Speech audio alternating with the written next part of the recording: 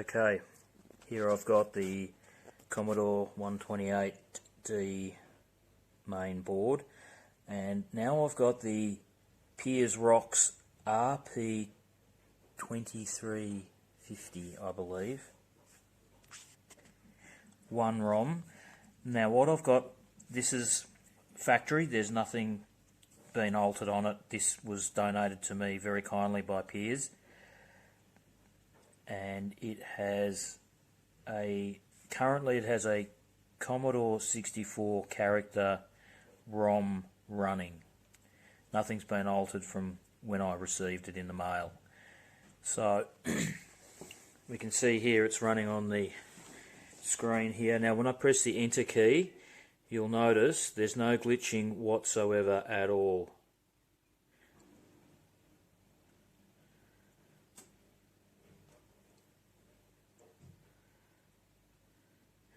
There is a slight little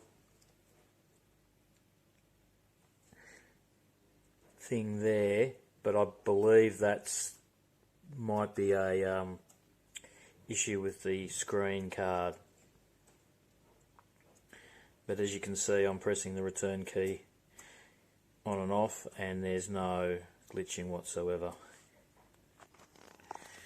Okay, I've just got a small program running here. It's just one of those high world programs, but yeah, I can only put the high in.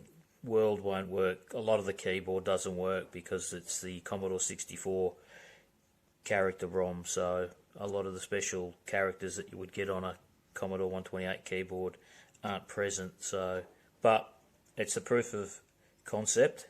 There is no glitching. Okay, I'm running the Commodore 128 diagnostic dead test cartridge, and you can see here the characters are actually surprisingly very stable, and you can see it's actually testing the RAM, and the characters are very stable. There's a bit of a colour difference here on this line, you can see. Usually this is actually working better than the Fairchild EEPROM.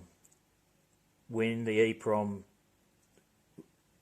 got to the testing stage of the bank, the high RAM, the low RAM, bank 0, bank 1, this text would start to shimmer a little bit.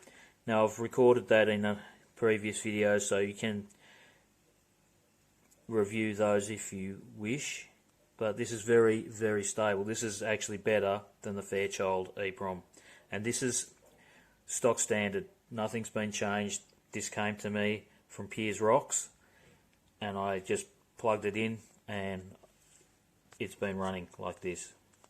Okay, here I'm running a test with Gorf, a cartridge that's been installed here, and I'm running the PiersRocks RP2350, and it's in character ROM mode, and it's sort of okay. Sometimes it's good, sometimes it's not so good. It's in a pause mode at the moment, so it's actually not. So there goes the game. So that's pretty good. That's pretty good. Every now and again it'll gets a little bit glitchy. See, there's a colour change here. It's not much. Just needs a tweak, I'd say. But on the whole, yes.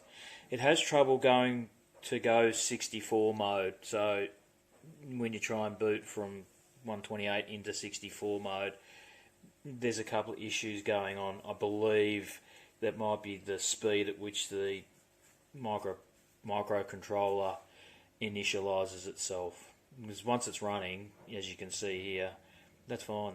There's no problems whatsoever.